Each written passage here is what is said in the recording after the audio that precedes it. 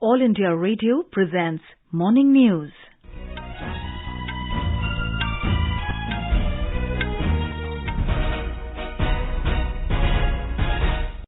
Good morning. I am Sarabjit Kaur and with me is Sunil Verma. The headlines. Prime Minister Narendra Modi to hold a review meeting with officials of districts having low COVID vaccination coverage at 12 noon today. ISRO to provide the world a solar power calculator application that can measure solar energy potential of any region across the globe. Prime Minister holds bilateral meetings with President of Ukraine and Prime Ministers of Nepal, Israel and Finland on the sidelines of COP26 summit in Glasgow. Home Minister Amit Shah launches Ayushman CAPF health card to provide healthcare services to all Central Armed Police Force personnel and their dependents. India's COVID vaccination coverage crosses 107 crore 25 lakh mark. Ayodhya gears up to celebrate its famous Deepotsav this evening. At least 25 people killed and more than 50 injured in a terror attack at Afghanistan's biggest military hospital in Kabul. And in T20 Cricket World Cup, India to take on Afghanistan in Abu Dhabi this evening.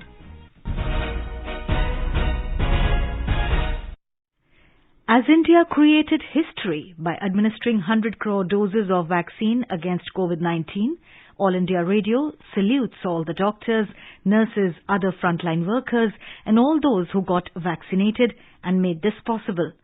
Even though the country has achieved this feat, we caution our listeners that the battle against COVID is not yet over. We appeal to our listeners to get fully vaccinated at the earliest and also help others get vaccinated. During the festival season, please follow these 3 simple steps. Wear a face mask, maintain 2 gaz ki duri for social distancing, focus on hand and face hygiene. For any COVID-related information and guidance, contact national helpline numbers 011-2397-8046 and 1075.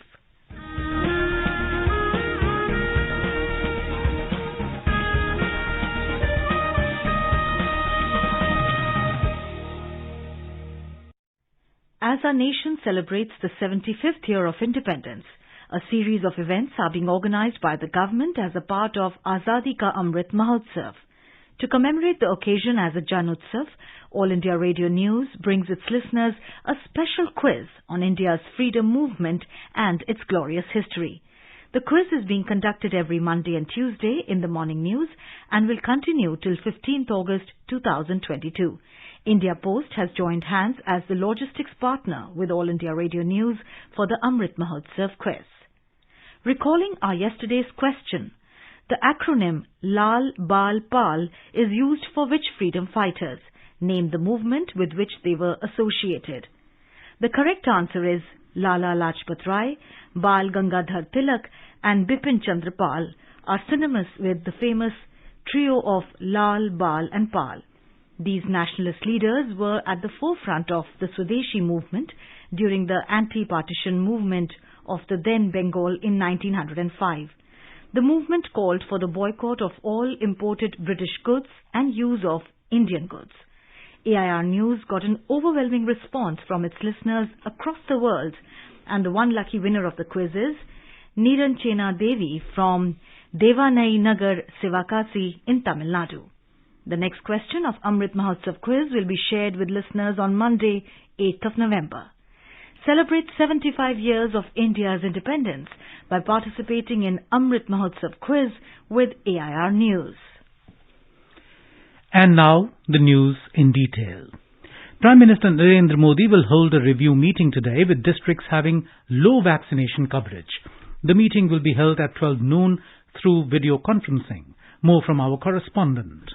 The meeting will include districts with less than 50% coverage of the first dose and low coverage of the second dose of COVID-19 vaccine. During the meeting, Mr. Modi will interact with district magistrates of over 40 districts where the vaccination coverage is low. These districts are in Jharkhand, Manipur, Nagaland, Arunachal Pradesh, Maharashtra, Meghalaya and other states.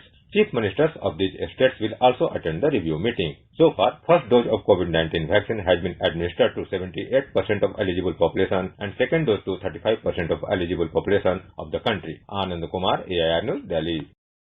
Prime Minister Narendra Modi has said that Indian Space Research Organisation ISRO will soon provide the world a solar power calculator application that can measure solar energy potential of any region across the globe.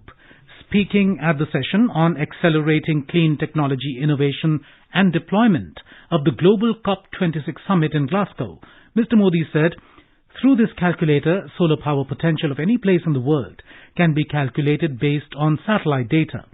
Mr. Modi said, this application will be useful in deciding the location of solar projects and will strengthen One Sun, One World and One Grid initiative.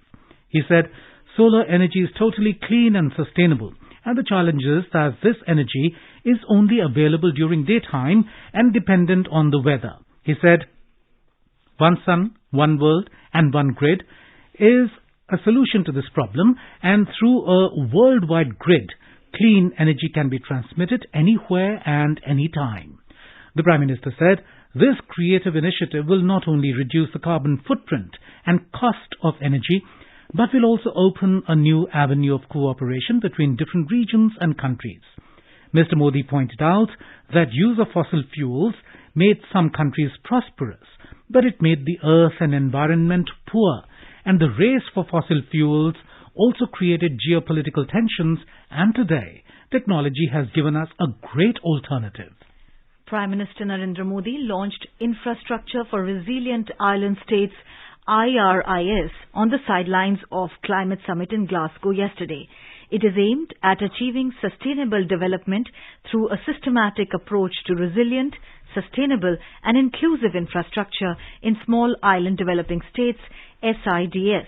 Speaking on the occasion, Mr. Modi said, the launch of IRIS gives a new hope, confidence and satisfaction of doing something for the most vulnerable countries.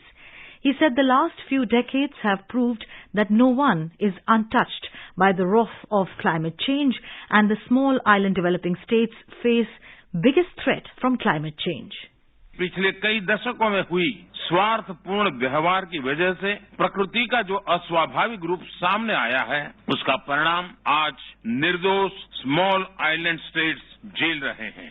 और इसलिए मेरे लिए CDRI या iris सिर्फ एक infrastructure की बात नहीं है, बल्कि ये मानव कल्याण के अत्यंत संवेदनशील दायित्व का हिस्सा है। ये मानव जाति के प्रति हम सभी की कलेक्टिव जिम्मेदारी है। ये एक तरह से हमारे पापों का साझा प्रायश्चित भी है। Prime Minister held bilateral meetings with President of Ukraine and Prime Ministers of Nepal and Israel on the sidelines of the COP26 summit in Glasgow. Mr. Modi also met his Finnish counterpart, Sanna Marin. Ukraine President Volodymyr Zelensky appreciated India's support during COVID crisis. The President recalled how he himself had taken Covishield vaccine manufactured by the Serum Institute of India. The Ukraine President also expressed appreciation for India's support not only for vaccines but also for affordable and quality pharmaceuticals. He suggested that India and Ukraine should collaborate in joint manufacture and production of a wide range of medicines and other health equipment. He reminded Mr. Modi that he had invited him to visit Ukraine, and Mr. Modi agreed to visit at the opportune time. During the meeting with his Israeli counterpart, Naftali Bennett, Prime Minister Modi mentioned that next year would mark the 30th anniversary of diplomatic relations between India and Israel. He invited him to visit India in that context. The Israeli Prime Minister said he will be delighted to visit India in the first quarter of the next year. Briefing media in Glasgow, Foreign Secretary Harshvardhan Shringla said, Prime Minister Bennett said that he visited India about 3 times in the past in his capacity as a minister in the government of Israel, but he would be delighted to visit India in the first quarter of 2022 in his current capacity. He also said that the relation between India and Israel was very close, very comprehensive, and that it would be his endeavor to strengthen and widen that relationship even further. The Foreign Secretary said Nepalese Prime Minister Sher Bahadur Deuba thanked Mr. Modi for providing vaccines to Nepal in a timely manner, including 1 million doses that have just been supplied. Mr. Deuba also thanked Mr. Modi for the assistance that India had provided to Nepal post-earthquake. This includes the construction of 50,000 houses in Gorkha district and a number of schools and hospitals. He also invited Prime Minister Modi to visit Nepal at the earliest as per his convenience. The Prime Minister has since returned to New Delhi. With the UN Climate Summit or the Conference of Parties COP26 going on in Glasgow, All India Radio brings you a Ready Reckoner. Under the COP26 Explainer series, we will bring you daily the key terms and concepts in use till 12th of November. Today we will talk about Green Credits. Green Credits is a program aimed to help mitigate the impact of climate change and improve the environment. It aims at encouraging environmental conservation, among other measures. As a part of the Clean Development Mechanism under the Kyoto Protocol, the investors from the developed countries can finance the reduction in greenhouse gas emission in developing countries. In turn, they can receive Certified Emission Reduction Units, CERs. The CERs can be credited towards the commitments of the respective developed countries. In India, the Green Credit Scheme seeks to encourage plantation by individuals outside the traditional forest area. It adds to the green or the forest cover and mitigates the impact of carbon emissions. In the process, it helps in meeting international commitments such as Sustainable Development Goals and nationally determined contributions. Prime Minister Narendra Modi, in his address at the G20 summit in 2015, had given a call to the group to shift from a system of carbon credit to green credit. The idea has gained momentum and has the potential to add value to the climate ambition. You are listening to the morning news on All India Radio. A reminder of the headlines before we move on. Prime Minister Narendra Modi to hold a review meeting with officials of districts having low COVID vaccination coverage at 12 noon today. ISRO to provide the world a solar power calculator application that can measure solar energy potential of any region across the globe. Prime Minister holds bilateral meetings with President of Ukraine and Prime Ministers of Nepal, Israel and Finland on the sidelines of COP26 summit in Glasgow. Home Minister Amit Shah launches Ayushman CAPF Health Card to provide healthcare services to all Central Armed Police Force personnel and their dependents. India's COVID vaccination coverage crosses 107 crore 25 lakh mark. Ayodhya gears up to celebrate its famous Deepotsav this evening. At least 25 people killed and more than 50 injured in a terror attack at Afghanistan's biggest military hospital in Kabul. And in T20 Cricket World Cup, India to take on Afghanistan in Abu Dhabi this evening. For quick news updates round the clock, follow us on our Twitter handle at AIR News Alerts. Welcome back to the morning news. Home Minister Amit Shah launched the Ayushman CAPF scheme health cards at the national level in New Delhi yesterday. The Home Minister launched the scheme by handing over the Ayushman card to a personnel. He also handed over Ayushman CAPF scheme health cards to the Director General National Security Guard for distribution to NSG personnel. Speaking on this occasion, Mr. Shah said the CAPFs should take care of security of the country without any worries, and Narendra Modi government will take care of their families. He said the scheme has been designed to cover all serving personnel and their dependents of the 7 Central Armed Police Forces.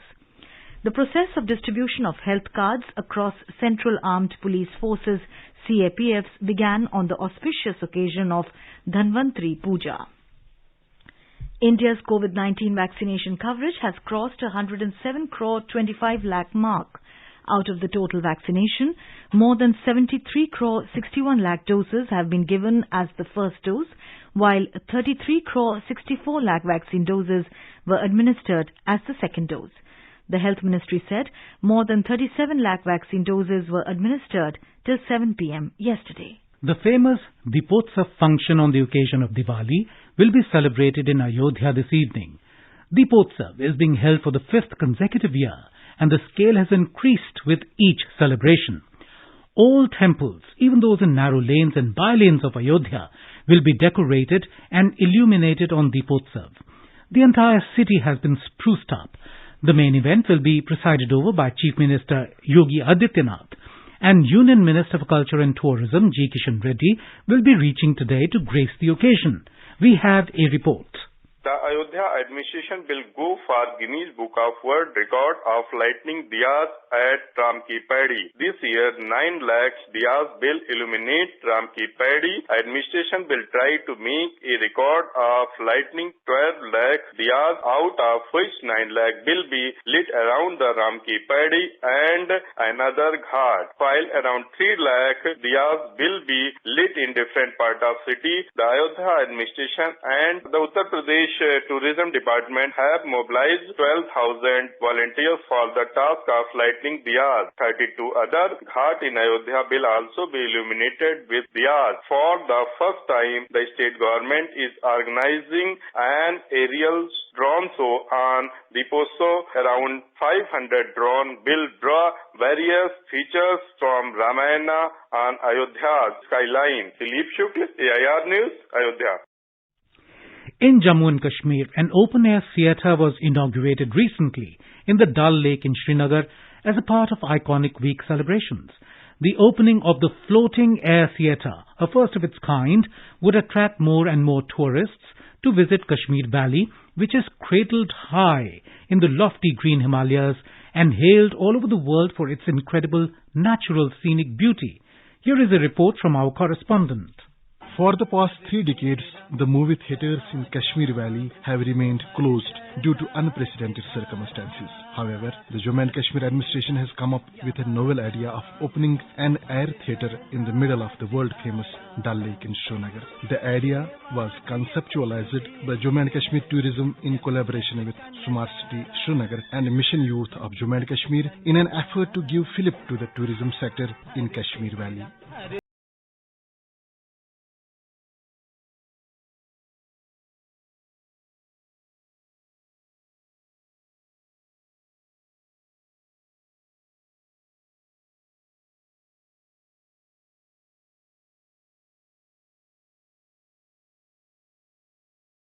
Arun Kumar Mehta with a screening of a famous Hindi movie, Kashmir Ki Kali, which was watched and enjoyed by the tourists in their shikaras. The idea of opening the theatre on Dal Lake in Srinagar would undoubtedly go a long way in promoting tourism of Kashmir. This is Sunil Kohl for AIR News from Srinagar. As our nation celebrates the 75th year of independence, a series of events are being organized by the government as a part of Azadi Ka Amrit Mahotsav. To commemorate the occasion as a Jan Utsav, All India Radio News brings its listeners a special quiz on India's freedom movement and its glorious history. The quiz is being conducted every Monday and Tuesday in the morning news since 16th August and will continue till 15th of August 2022. Now let's listen to our special program Azadi Ka Safar, highlighting the importance of the day during the freedom struggle. Azadi Ka Amrit Mahotsav.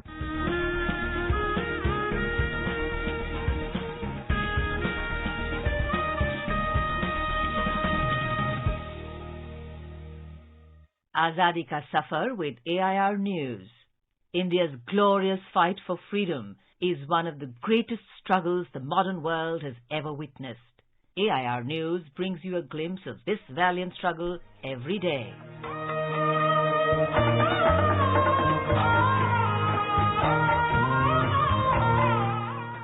In today's episode, we remember the great but unsung freedom fighter, Sagarmal Gopa, who was born on 3rd of November 1900 in the princely state of Jaisalmer, Rajasthan.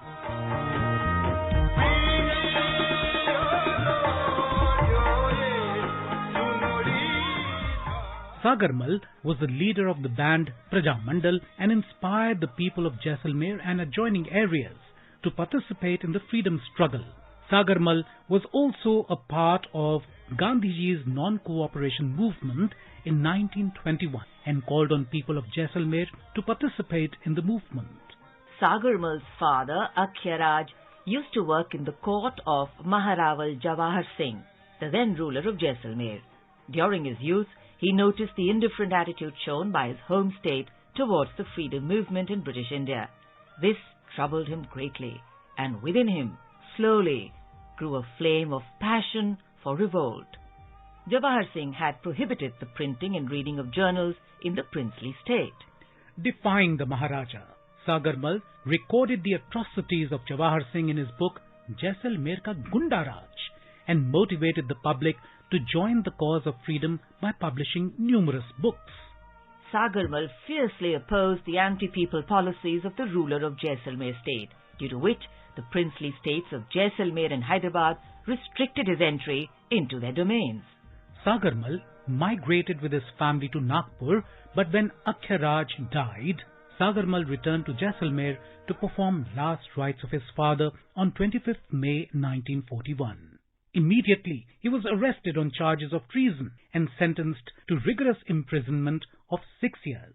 He was tortured in prison for years, and it is alleged that he was burned alive in prison. He died on 4th April 1946.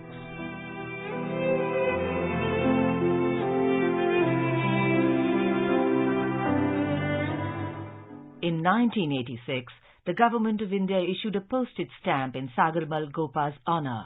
India is forever indebted to the selfless service and sacrifice of freedom fighters like him.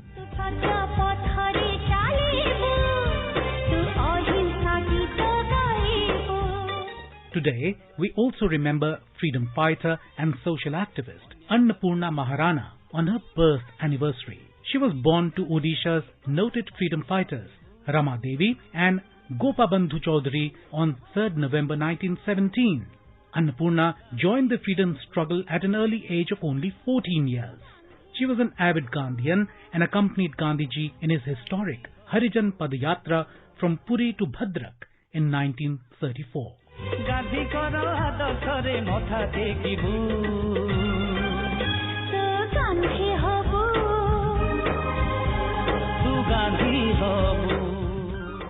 Annapurna organized the Shanti Sena and Maran Sena in the Bari area soon after the arrest and imprisonment of all well-known national leaders in the wake of the Quit India movement of 1942. She staged a protest along with a large number of villagers in September 1942 at Kalamatia in Cuttack district, where 4 persons were killed by police firing and several others were injured. She protested against the imposition of punitive taxes at Bari and 3 other villages in the aftermath of Kalamatia firing. She was detained in the Cuttack jail for 2 years and was arrested and jailed again for 4 months for violating an externment order in 1944. After independence, Annapurna spent her time in social service and worked for the empowerment of women and children. She also participated in the Bhudan movement of Acharya Vinoba Bhave. She set up a school in Rayagarh district for tribal children. Annapurna Maharana passed away on the 31st of December 2012 at a home in Cuttack, Odisha. We salute the spirit and love for the nation of this great freedom fighter.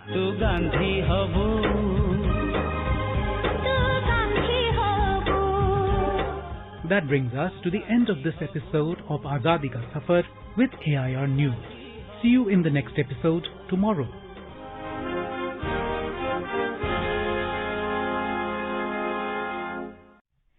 In Afghanistan, at least 25 people were killed and more than 50 wounded when gunmen attacked the country's biggest military hospital after explosions in the capital Kabul yesterday.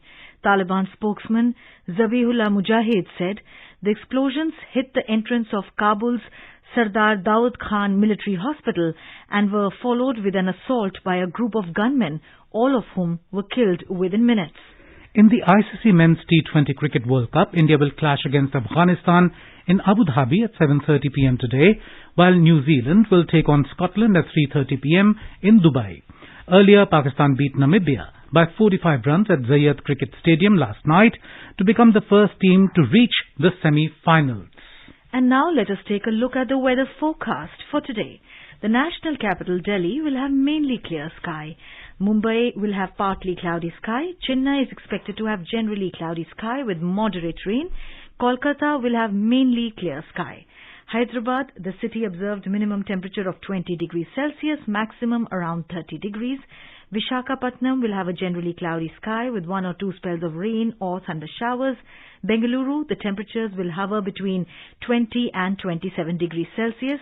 Thiruvananthapuram, minimum temperature 24 degrees, maximum will be around 32 degrees Celsius. In Puducherry, there will be generally cloudy sky with moderate rain. Guwahati will have fog or mist in the morning and mainly clear sky later. Imphal will have fog in the morning and mainly clear sky later. Shillong, temperatures will hover between 10 and 20 degrees Celsius. Aizawl will have mainly clear sky. Kohima will witness mainly clear sky. And now an overview of today's newspapers. Almost all newspapers today open with the ongoing COP26 Global Climate Conference in Glasgow. On the sidelines of the climate summit, Modi meets Gates, discusses climate change, backs research, states the pioneer. PM offers to world ISRO's solar calculator, other climate tools, writes the Asian Age. The other story that hogs the limelight today is the capital's worsening air quality level. November woes begin. Delhi AQI enters red zone, climbing, writes Hindustan Times. Inflation, second COVID-19 wave, semiconductor shortage. Major reasons behind tepid sales. Dhanteras glitter dims for consumer appliances firms, automakers, writes the Business Standard. Nifty registers its highest ever returns in last 12 years, informs the Financial Express. On the upcoming meeting on Afghanistan being hosted by India, Afghan talks won't go to India next week, says Pak NSA, informs the Indian Express. And finally, contrary to common perceptions, over 66% NEET qualifiers this year from boards other than CBSE, writes the Times of India. And now, before we end the bulletin, the headlines once again. Prime Minister Narendra Modi to hold a review meeting with officials of districts having low COVID vaccination coverage at 12 noon today. ISRO to provide the world a solar power calculator application that can measure solar energy potential of any region across the globe. Prime Minister holds bilateral meetings with President of Ukraine and Prime Ministers of Nepal, Israel and Finland on the sidelines of COP26 summit in Glasgow. Home Minister Amit Shah launches Ayushman CAPF Health Card to provide healthcare services to all Central Armed Police Force personnel and their dependents. India's COVID vaccination coverage crosses 107 crore 25 lakh mark. Ayodhya gears up to celebrate its famous Deepotsav this evening. At least 25 people killed and more than 50 injured in a terror attack at Afghanistan's biggest military hospital in Kabul. And in T20 Cricket World Cup, India to take on Afghanistan in Abu Dhabi this evening. And with that, we end the morning news. Have a nice day.